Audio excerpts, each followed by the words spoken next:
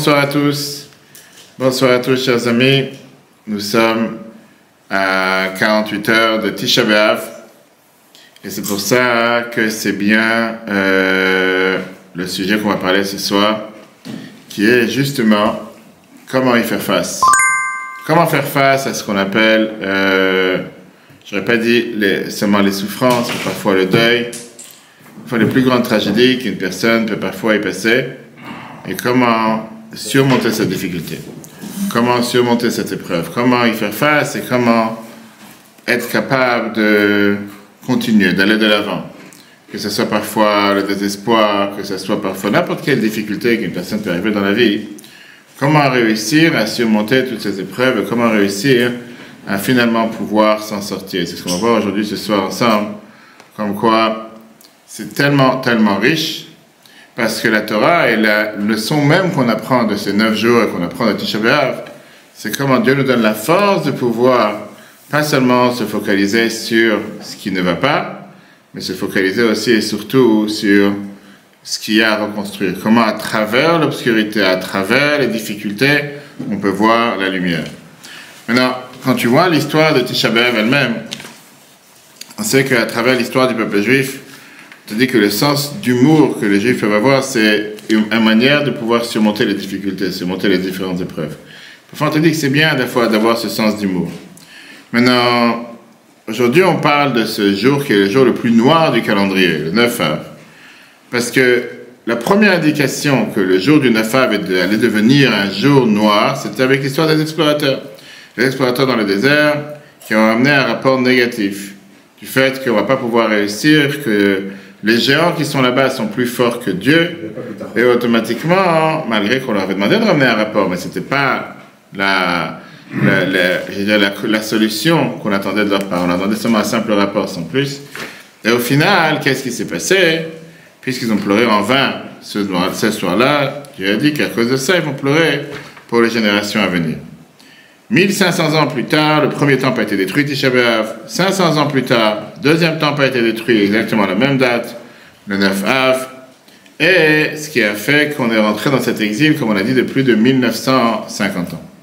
Cette tragédie du 9 Av ne s'est pas terminée avec la destruction du temple. On sait très bien que les Romains, ils ont détruit la ville de Bétar, ils ont massacré tous les gens qui habitaient là-bas, il y a eu la défaite de Bar Korba. Le leader, celui qui était le chef de la fameuse rébellion contre les Romains, en pensant que comme ça allait faire venir Mashiach très rapidement, le 9 Av, les Juifs ont été expulsés d'Angleterre le 9 Av. Et l'âge d'or qui était de tout ce qui était le meilleur moment des Juifs d'Espagne s'est terminé aussi le 9 Av avec l'expulsion des Juifs d'Espagne.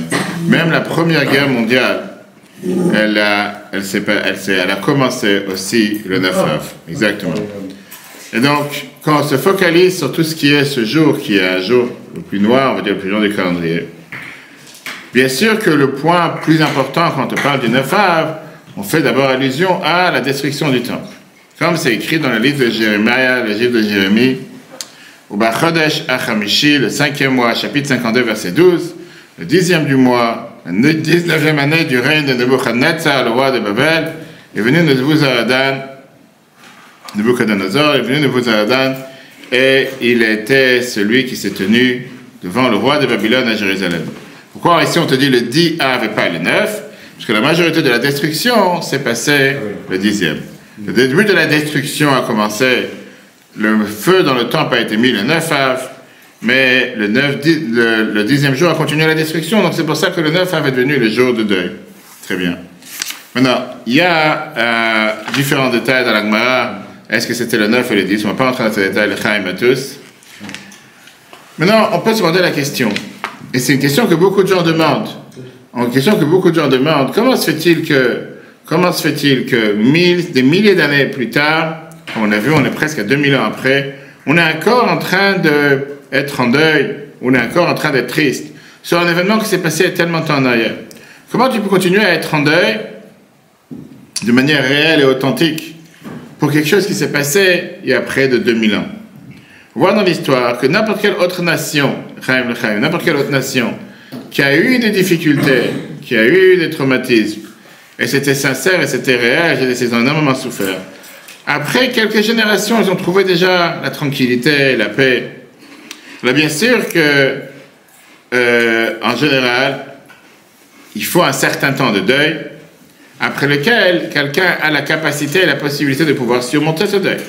Alors comment se fait-il qu'aujourd'hui on est encore en deuil, 1950 ans après la destruction du temple, on est encore en deuil sur le fait que le temple a été détruit? Comment on peut vraiment être de manière authentique, de manière réelle, sur quelque chose que nos arrière grands-parents n'ont jamais vécu? On te dit, parce qu'il y a 1955 ans, quand on a vu Shabbat le calcul, plus, il y a eu la destruction du temple. Pour ça, on doit être en deuil le jour de Shabbat. Tu vas me dire, écoute-moi, laisse-moi vivre. Laisse-moi vivre, de quoi tu parles? Ça va, c'est pas... Ça s'est passé il y a un certain temps, aujourd'hui, on a passé à autre chose. On est passé à autre chose, ça n'a pas... Et pour comprendre justement cette question, pour comprendre qu'est-ce que ça veut dire, on a le devoir d'abord de se dire, essayons de comprendre qu'est-ce que ça veut dire le deuil de Tisha B'Av, numéro 1, et qu'est-ce que la halakha et qu'est-ce que la Torah elle attend de nous par rapport à ce deuil de Tisha B'Av. Soit comment ça va.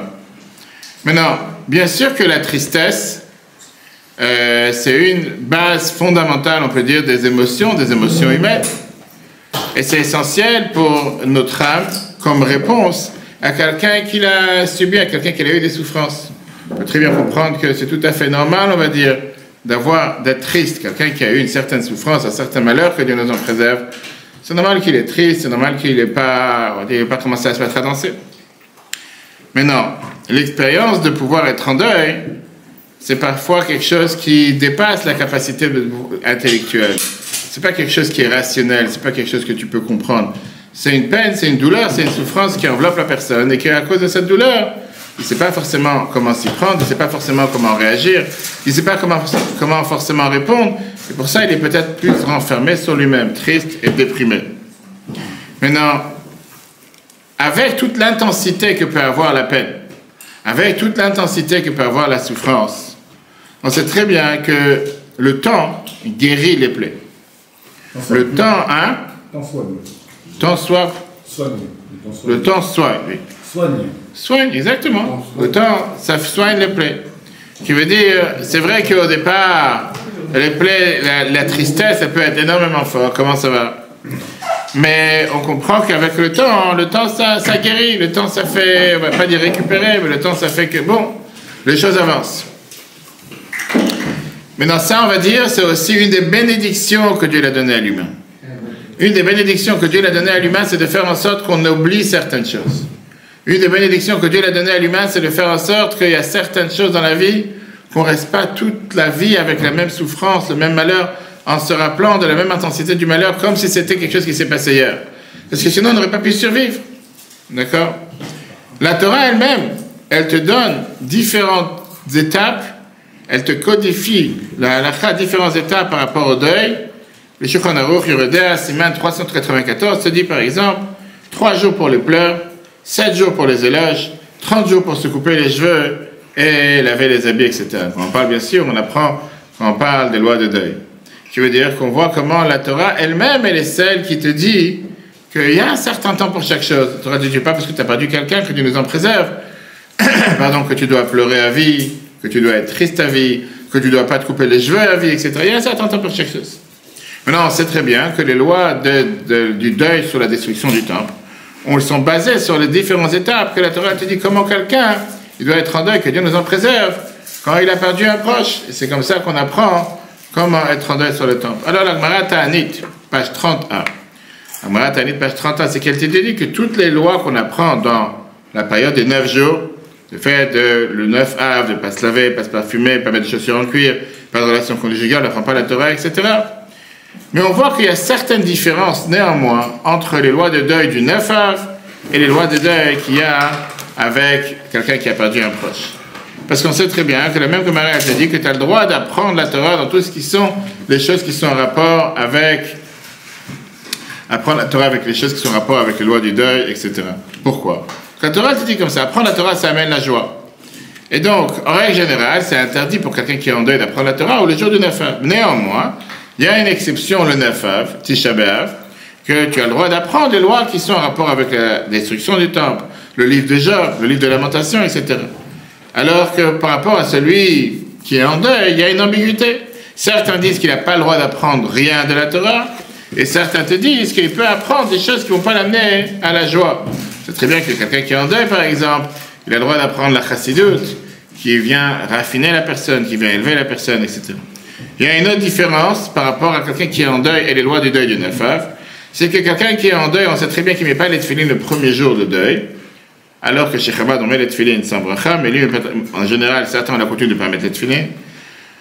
Pourquoi? Parce que les tefilines, c'est considéré la gloire, c'est considéré l'honneur, comme une couronne.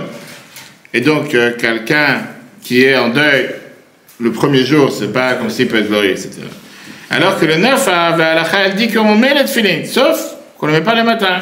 On les met l'après-midi, on les met à mincha. Ça, c'est la différence. Donc, on voit qu'il y a quelques différences, quelques nuances entre les deux. Rabbi Yasha ben Yechiel, le Rosh, vient et te dit dans Gemara Ta'anit, dans Piskei Rosh, que c'est pas plus grave le jour du 9, il te dit clairement que même un endeuillé met les tefilines, malgré que c'est une mitzvah négative, qui veut dire qu'à une personne endeuillée, on l'interdit de mettre les tefilines seulement le premier jour, mais c'est pas plus grave, Tisha B'Av, que les 7 jours de deuil. Pendant les 7 jours de deuil, quelqu'un qui est en deuil, il met les tefilines. Si quelqu'un qui est en deuil pendant les 7 jours, il met les tefilines, pourquoi il ne mettrait pas Tisha B'Av? Et c'est pour ça qu'on met les tefilines Tisha B'Av. En deux mots, si on compare les lois de Tisha B'Av, les lois du 9 av, je ne parle pas maintenant des 9 jours, parce que les 9 jours, il y a différentes coutumes. Chez les Sfaradim, c'est seulement la semaine dans laquelle tombe Tisha B'Av, pas avant. Mais les jours du 9 av, ils viennent, si on peut dire, recopier les lois que quelqu'un il a perdu un être cher. Mais il y a quelques différences entre les lois de deuil par rapport à quelqu'un qui a perdu un être cher et les lois de deuil du jour de Tisha B'Av, qui sont différents comme on vient de voir. L'explication à cette, on va dire, cette légèreté de Tisha B'Av est expliquée dans la Gemara. Amar Ravashi, la Gemara Yebamot, page 34b, ça c'est le point sur lequel on s'arrête ce soir, que Ravashi il te dit, il y a une différence entre un nouveau deuil et un deuil ancien. Le deuil de Tisha B'Av, puisque c'est considéré un deuil ancien, ce n'est pas quelque chose qui s'est passé hier, c'est quelque chose qui s'est passé il y a longtemps, automatiquement. Et en plus, le deuxième point, à part le fait que ça s'est passé il y a longtemps, c'est aussi un vélo de Rabim, c'est toute la communauté qui est en deuil, c'est quelque chose de général, automatiquement c'est plus cool, on va dire, c'est plus light. C'est-à-dire qu'il y a deux spécialités dans le deuil du 9 av qui font qu'il est plus léger. D'un côté, c'est quelque chose d'ancien, comme on l'a dit tout à l'heure, c'est plus de 1950 ans, et deuxièmement, c'est quelque chose de communautaire. Tout le peuple juif est en deuil. Et la halakha, elle reconnaît qu'une perte personnelle fraîche va être beaucoup plus forte qu'une perte ancienne ou une tragédie qui n'est pas partagée par beaucoup de personnes. Que Dieu nous en préserve. Un groupe de personnes qui étaient dans un accident, un groupe de personnes qui étaient dans un attentat ou quoi que ce soit, ensemble, ils vont peut-être surmonter l'épreuve plus facilement que si c'est quelque chose qui s'est passé avec une seule personne ou une personne qui a perdu un être cher, etc. Maintenant, ça ne veut pas dire que ça vient enlever, on va dire, la sévérité de tout ce qui s'est passé ce jour-là, comme on l'a dit tout à l'heure. C'est quand même un jour qui est considéré comme les jours les plus malheureux du peuple juif, plus malheureux du calendrier. C'est pas un jour simple, c'est pas un jour de joie, c'est pas un jour dans lequel on fait la fête pour l'instant, on verra à la fin, d'accord? Néanmoins, la Torah, elle reconnaît la limite de la nature humaine et du psychisme humain. Nos sages reconnaissent que plus le temps passe, plus c'est difficile de s'associer avec une réalité de quelque chose, comme on l'a dit tout à l'heure, que tes grands-parents, arrière-grands-parents n'ont pas connu. C'était un deuil parce que le temps a brûlé il y a 1950 ans. Ok, c'est bien, il faut le faire, mais bon, c'est pas la même chose. Et donc c'est pour ça que les lois de ce jour sont moins intenses. Alors la question, elle est répondue à moitié par rapport à ce qu'on a demandé au départ. La Torah, elle ne te dit pas que le deuil que tu dois être en deuil le jour de Tisha B'Av, ça doit être quelque chose de frais, quelque chose de nouveau, comme s'il vient de se passer aujourd'hui, même des milliers d'années plus tard. La Torah, elle reconnaît les limites du deuil et les limites de la peine que quelqu'un peut avoir, plus le temps avance, entre nous et la destruction du temple. Mais la question, elle reste toujours. Alors oui, la peine et le deuil est moins intense qu'au départ, qu'est-ce qu'il aurait dû être si c'était une perte récente. Mais néanmoins, combien d'années il faudra encore pour que la peine, elle disparaisse? Comme on l'a dit tout à l'heure, quelqu'un qui perd un être cher, il n'a pas la même peine première année, premier jour, 5 ans, 10 ans, 20 ans, 50 ans plus tard. Ok, c'est déjà quelque chose de différent. Pourquoi la Torah, Elle t'a pas donné une limite d'années. Elle n'a pas dit, ok, on a perdu le temple, on a perdu le premier temple, on a perdu le deuxième temple. Comme on dit, je suis d'accord avec toi. Mais jusqu'à quand? C'est quoi? Éternellement, il faut être en deuil ce jour-là et prendre le deuil sur soi pour ce qui s'est passé il y a tant d'années en arrière. Pour comprendre ça, il faut voir et essayer de comprendre ce qu'on va voir aujourd'hui. Quelle utilisation fait-on avec la tristesse? À quoi sert être triste? Qu'est-ce que je gagne d'être triste? Madame? Toujours, toujours. Il faut toujours attaquer les gens faibles. Comme ça. Non, je rigole. Vas-y. Que les en préserve. Quand tu dis à quelqu'un, qu'est-ce que tu gagnes d'être triste? Tu parles à un enfant, pourquoi tu pleures? Qu'est-ce que tu gagnes à pleurer? Qu'est-ce qui s'est passé? Qu'est-ce que tu vas gagner en pleurant? On ne parle pas de pleurer, on parle maintenant de la tristesse. Qu'est-ce que quelqu'un gagne quand il est triste? Bah, il se soulage. Comment il se soulage? Il soulage sa peine en fait en pleurant. Explique-moi comment il soulage sa peine en pleurant. Bah, ça permet en fait d'extérioriser en fait tout ce qui fait qu'on se sent pas bien pour pouvoir peut-être après avancer par la suite. D'accord, alors pourquoi tu mets une limite à la tristesse? Bah, parce que ça a une fin en fait. Pourquoi ça a une fin? Pourquoi je ne peux pas être triste à vie? Pourquoi je ne peux pas être triste pendant 10 ans? Bah, parce que chaque jour est différent, donc ça a une fin, enfin tout comme un malheur ça a une fin, c'est pour permettre, enfin pour moi en tout cas, c'est pour avoir du recul sur ce qu'on vit actuellement. Donc je vais être triste un moment, mais c'est pas pour autant que je vais être triste toute ma vie. Enfin, je pense que je suis pas, on n'est pas destiné à être triste. Voilà. Qu'est-ce que tu dis toi, la personne qui est toujours heureuse? Moi je parle de celui qui est derrière toi. Ah, oui. Non, toi, oui. Oui.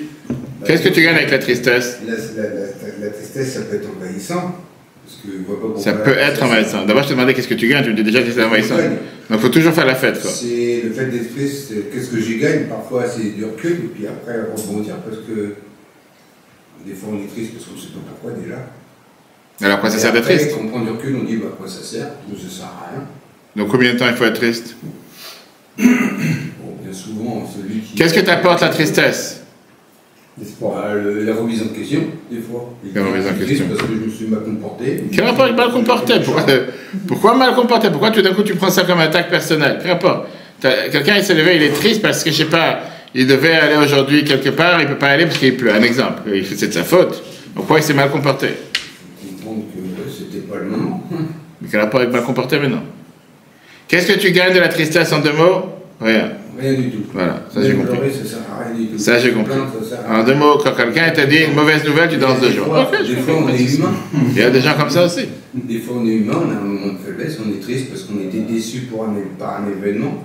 Déçu. Alors c'est ce que je t'ai demandé, mais qu'est-ce que tu gagnes? Tu devais sortir tout à l'heure, tu as dit je vais me promener, tout d'un coup il y a ce tonnerre, ces éclairs, ça descend un déluge. Tu es triste? Il n'y a pas besoin d'être triste, ça sert à rien. Tu sors comment? Je dis n'importe comment, quoi qu'il en soit. Ok. Qu'est-ce que dit monsieur? Ça permet de se soulager de sa douleur. Moi je sais que quand on perd quelqu'un de très proche, c'est important pour nous. C'est important de pleurer, je pense. On a vu tout à l'heure que la Torah te dit 3 jours de pleurs, etc. Pour évacuer cette douleur, mais après il ne faut pas vivre dedans. Il faut que derrière on rebondisse. Donc qu'est-ce que tu gagnes avec la tristesse? J'étais aux émotions. Passer de la douleur à peut-être autre chose, du coup ça permet. Donc il faut passer par ça. Ok. Qu'est-ce que tu dis toi? L'espoir. Tristesse et l'espoir. Il faut que je sois triste tous les jours là. Si tu veux de l'espoir, il faut être triste tous les jours. Encore la tristesse amène l'espoir. Ça amène l'espoir en disant qu'il ne peut y avoir que des jours meilleurs. Puisque c'est tellement mal, donc ok. La réalité, elle est que la majorité des gens, on va voir ce que la Torah nous dit, la majorité des gens regardent la tristesse comme une partie inévitable de la vie. Ça fait une partie intégrale de l'expérience humaine. Et si on te redonnait le choix de sauter cette émotion, quelqu'un te dit peut-être j'aurais évité, j'aurais pas eu besoin d'être triste.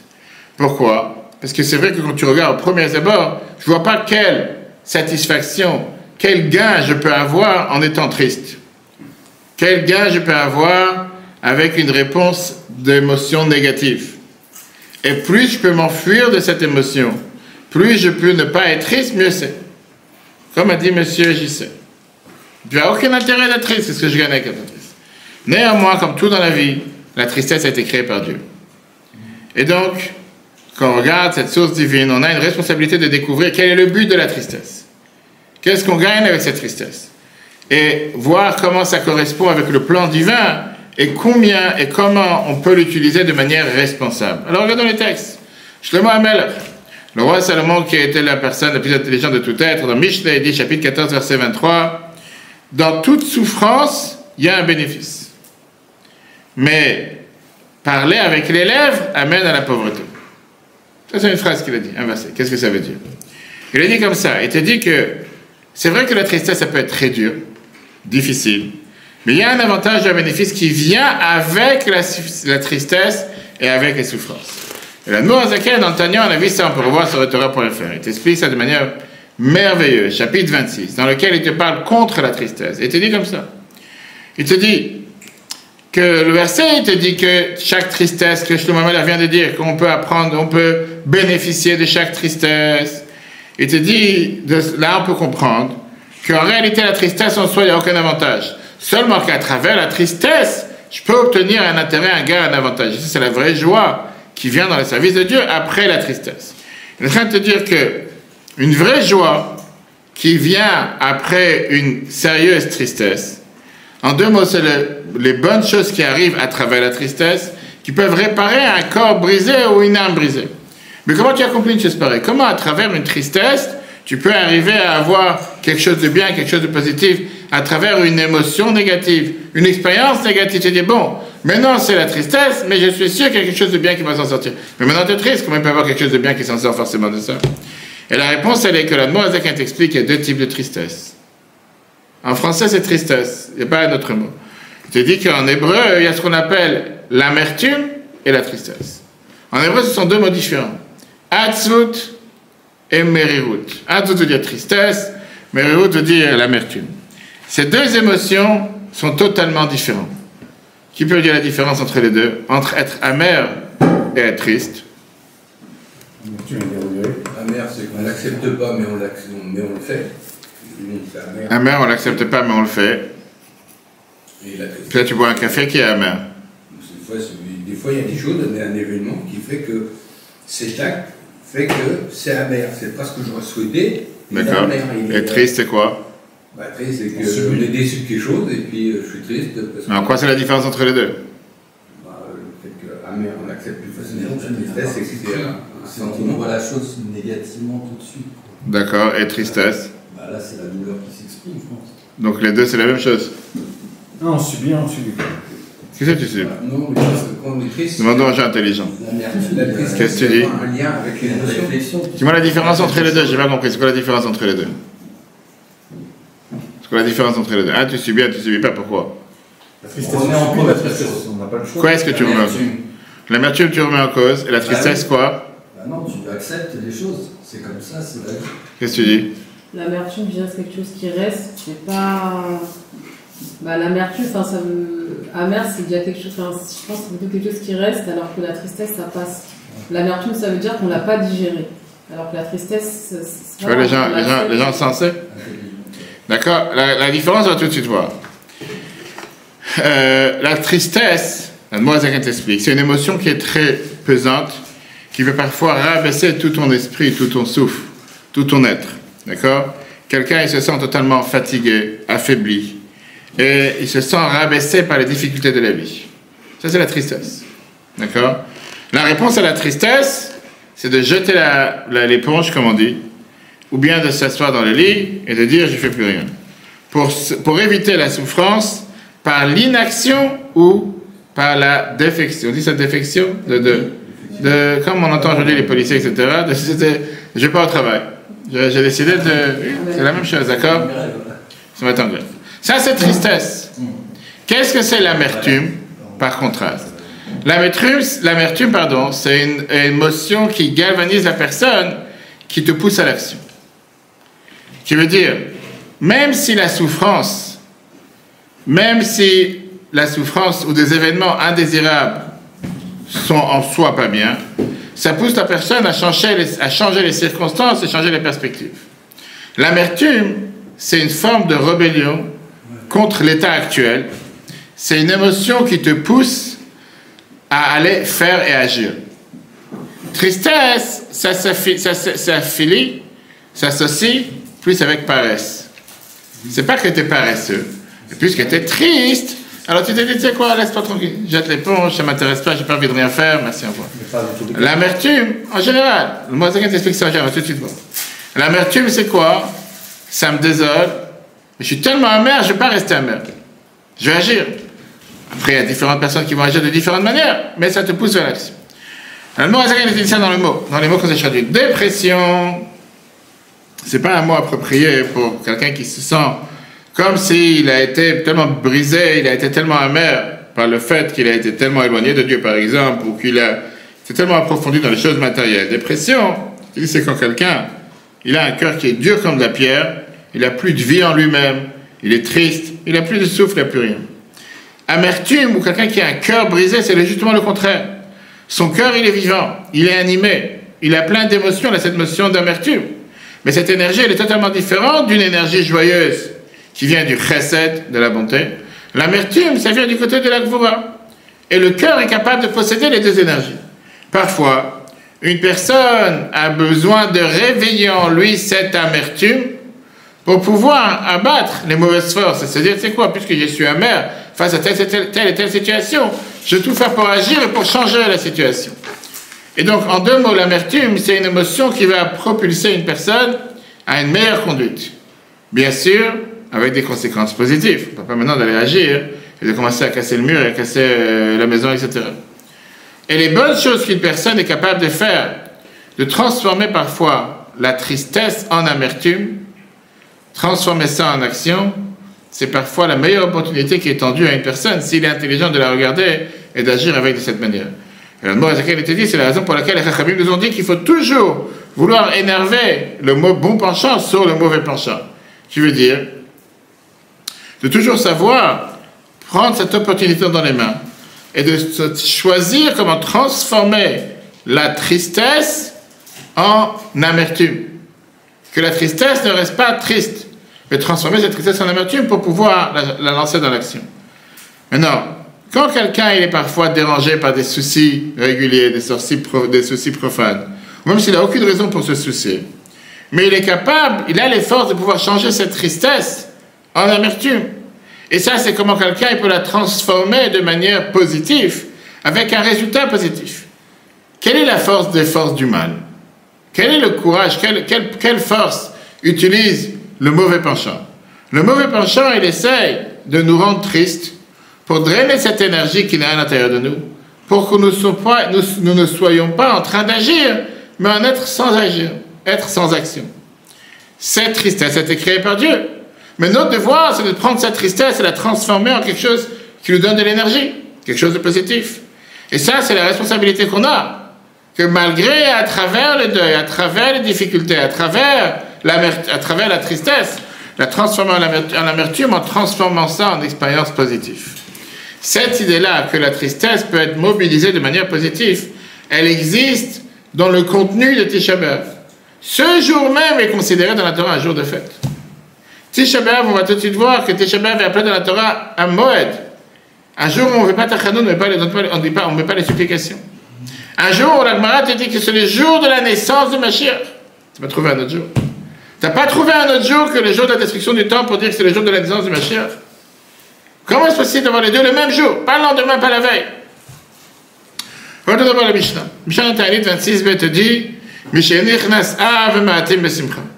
dès qu'arrive le mois de Av, il faut descendre dans la joie, diminuer la joie. Viens, le Shulchan Aruch il te dit qu'est-ce que ça veut dire descendre dans la joie? Comment tu diminues la joie?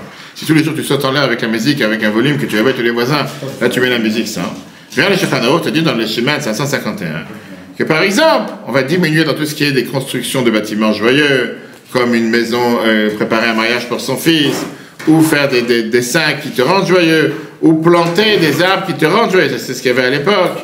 Et pareil, on ne se marie pas pendant cette période, on ne fait pas de repas de fiançailles pendant les 9 jours, je parle. Pourquoi? Parce qu'on est censé diminuer la joie. Ok. Donc la halakha te donne quelques critères, comment diminuer la joie au début du mois d'Av.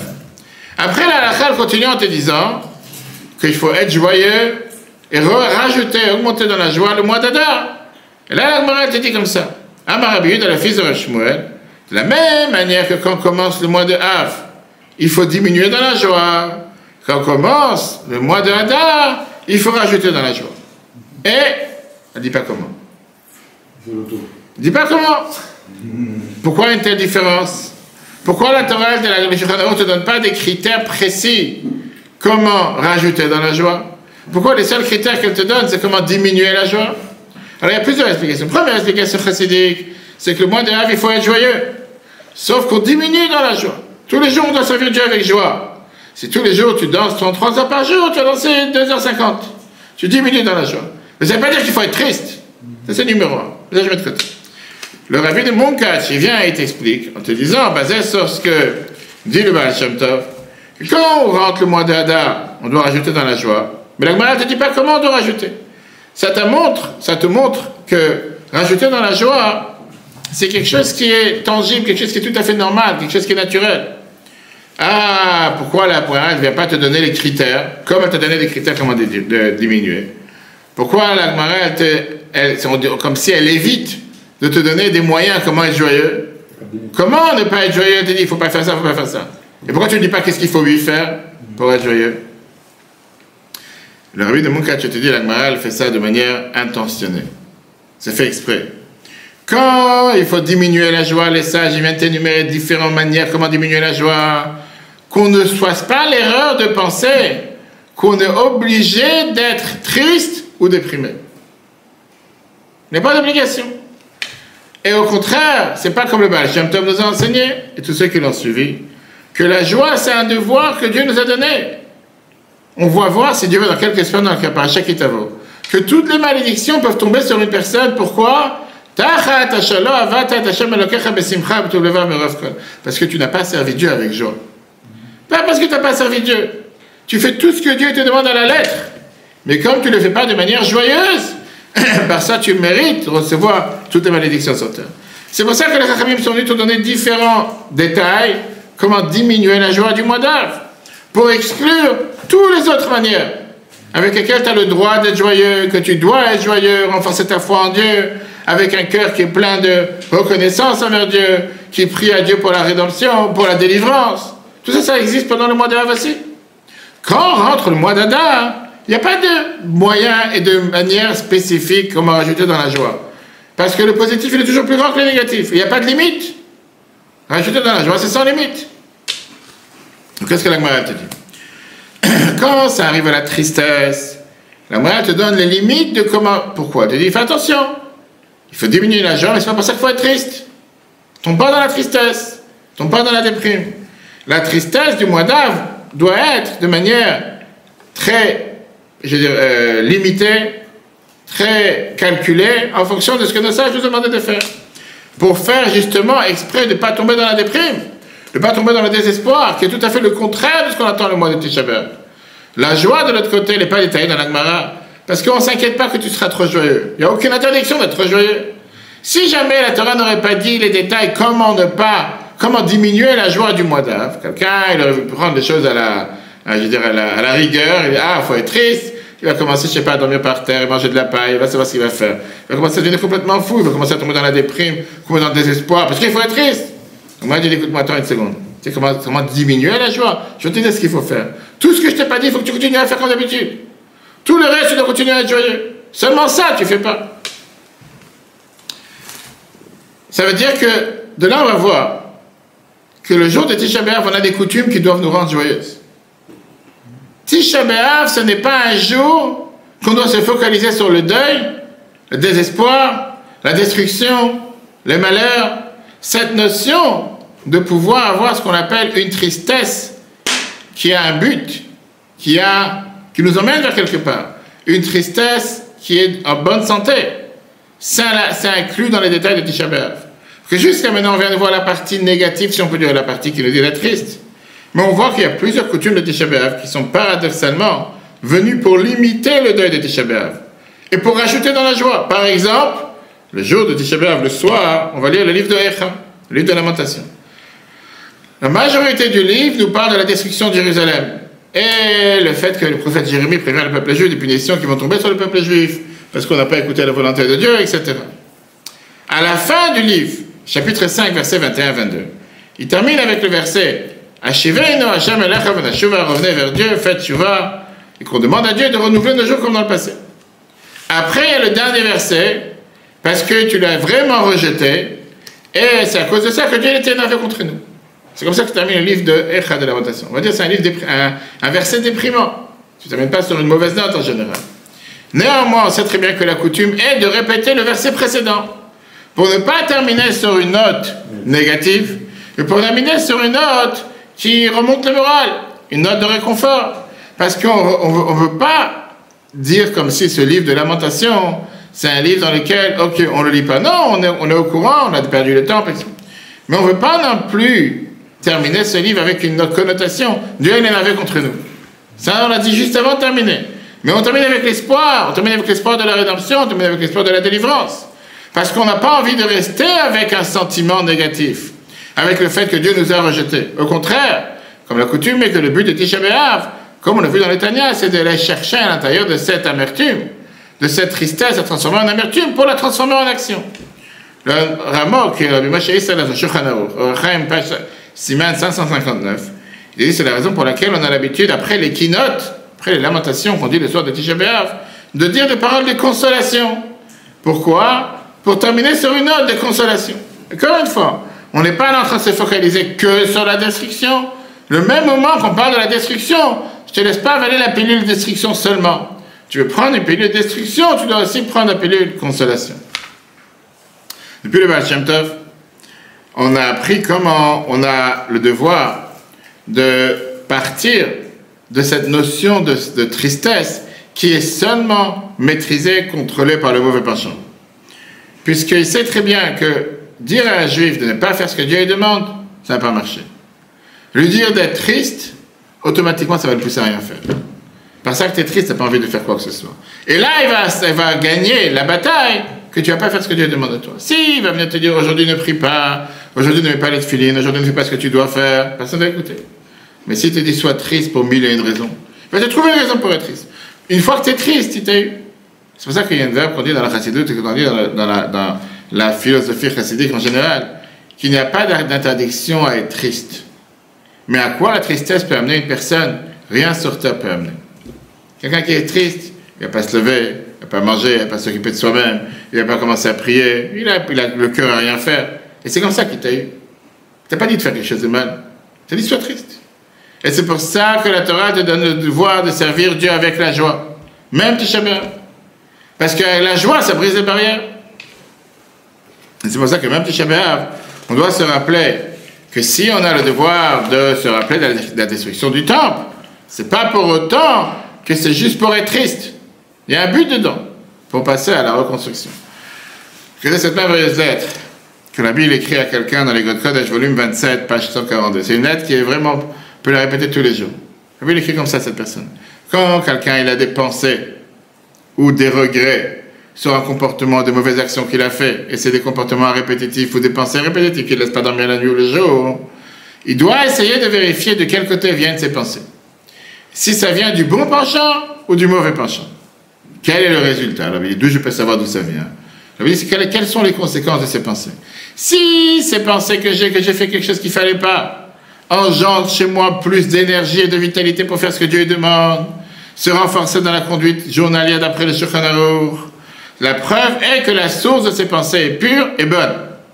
Mais si ces pensées vont engendrer chez moi, alors oui, plus 4 mots, la tristesse, la paresse, la faiblesse, sentiment de désespoir, ça c'est la meilleure preuve que ça vient du mauvais penchant, sauf qu'il s'est habillé dans un habit de quelqu'un qui craint Dieu, parce que toutes ces choses-là que je viens de mentionner embêtent, dérangent la personne à servir Dieu. C'est toi de faire l'examen. D'où vient telle pensée? Est-ce que c'est une pensée pour te dire, mais regarde comment tu es quelqu'un de bas, de grossier, de mauvais, tu n'as aucune valeur, tu n'es pas capable de te retenir, et donc, où tu vas en arriver? Tu veux rien, va t'enterrer vivant. Si cette pensée, elle dit, tu sais quoi, j'ai fait une erreur, je suis humain, maintenant Dieu m'a donné la force et m'a donné une journée de vie en plus, je vais réparer cette erreur. Ça, c'est une pensée positive. Et donc, des sentiments de regret, des sentiments de tristesse peuvent être que jugés par le résultat. Si cette émotion te donne une nouvelle énergie pour remplir la volonté de Dieu, alors c'est ce type de tristesse qu'il faut cultiver. Mais si ça t'amène que au désespoir, ce type de tristesse doit être rejeté. Et cette approche balancée avec la tristesse, ça nous explique pourquoi aujourd'hui, malgré qu'on a passé près de 2000 ans, plus de 1950 ans à la destruction du temple, on continue à être triste le jour de Tisha B'Av. Parce que notre peine, notre deuil n'est pas limité. C'est pas non plus un deuil qui est illimité, pardon. C'est pas une tristesse qui n'a pas de but, qui nous pousse au désespoir, mais elle est dirigée, elle est motivée avec cette amertume qui nous encourage à changer le futur. Et c'est la raison pour laquelle, malgré que c'est déjà passé 1950 ans, néanmoins on continue à être triste le jour de Tisha B'Av. Pas parce qu'on veut utiliser la tristesse pour elle-même, parce que la tristesse, on doit être triste. Non, c'est un motivateur pour se renforcer, pour avancer.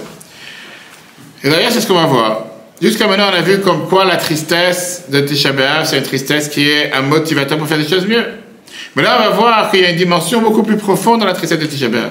On va découvrir que cette tristesse vient démontrer plusieurs années après que le temple il est ruiné, il est détruit, qu'en réalité, grâce à ça, c'est la plus grande joie qui arrive. Que le malheur en soi, c'est la plus grande joie. Comment? D'abord, d'expérience personnelle.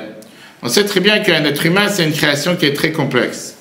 Parfois, tu as des sentiments contradictoires, et parfois, tu vois des choses qui sont totalement contradictoires face à la réalité.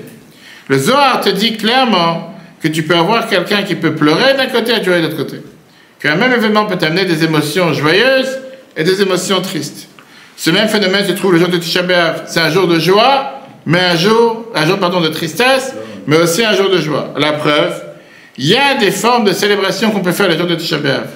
Il y avait une ancienne coutume, que la Bible a rappelée pendant plusieurs années, de terminer un traité de Talmud, un siyum, de faire ce qu'on appelle une fin d'étude. À l'époque, il y avait la coutume que quand quelqu'un terminait un traité, il devait se réjouir. Maintenant, ça a toujours été une joyeuse occasion, le fait qu'on vienne de terminer une étude de Torah, etc. Ce type de célébration n'est pas mentionné parmi les choses qu'il faut arrêter de faire quand arrive le mois de Av. La Torah n'interdit pas. Et dans beaucoup de communautés, on a coutume, justement, chaque jour, pendant le jour du 9 jours, de transformer ce jour en jour de joie en donnant la permission de manger de la viande à ceux qui n'en mangent pas. Par ça qu'on a fait cette fin d'étude de Torah. Et quand tu fais cette fin d'étude, automatiquement, les gens ils sont joyeux. Pour ça, tu peux manger du vin, manger de la viande et boire du vin. C'est pas des conseils, bien au contraire. On vient de voir, justement, Shulchan Lachim, dans le Psicha de loi de Tfilin, chapitre 15, il dit que le deuxième lieu de Yom Tov, beaucoup de tzadikim avaient l'habitude de ne pas être assis dans la maison d'études, mais à la place à la maison. Et c'est aussi la coutume que les jours qui commencent le mois de Av, de terminer les traités de Talmud avec des repas de viande et de vin. Parce que les gens étaient énormément joyeux. Alors tu vas dire quelle est la raison de cette joie? Pourquoi tu es joyeux alors que c'est une période tragique, un événement tragique qui s'est passé? Parce que ces deux émotions peuvent vivre à l'intérieur d'un être humain. Comment tu peux d'un côté être triste et de l'autre côté être joyeux? Continue le Shulchan Lachim en te disant que ces deux coutumes viennent de la même obligation et le commandement qui te dit de se préparer à la rédemption future. Quand on va tous vivre en Israël, à ce moment-là, il n'y aura plus le deuxième jour de Yom Tov, qui est pratiqué seulement quand on est en exil. Pareil, les jours du mois de Av, quand Mashiach va venir, vont être transformés en jours de joie. Et oui, le jour du mois de Av aujourd'hui, c'est vrai que c'est le mois le plus triste. Parce qu'il y a eu tellement de calamités, tellement de malheurs qui sont passés au peuple juif. Mais quand Mashiach va venir, le temple va être reconstruit. Et Av, ça sera le mois le plus joyeux. Et donc c'est pour ça que quand aujourd'hui on est en deuil, on reflète sur la tristesse qu'il y a dans le côté de notre cœur, que le temple n'est pas encore reconstruit. Mais on a aussi la place pour la joie parce qu'on anticipe le futur joyeux qui peut se passer cette année. Parce que c'est pas garanti qu'on va jeûner cette année Tisha B'Av. On prie tous les jours, 10 fois par jour que Mashiach arrive. Cette joie et tristesse simultanée dans cette fête, c'est la clé pour comprendre pourquoi aujourd'hui, malgré que c'est passé 1950 ans depuis la destruction du temple, on est encore en train d'être en deuil le jour de Tisha B'Av. Quand Yosef, il a été vendu en esclavage, en tant qu'esclave en Égypte. Et ses frères, ils ont dit au père que Yosef est mort. La Torah nous dit, Vayemaen leitnachem, Yaakov n'a pas voulu être consolé.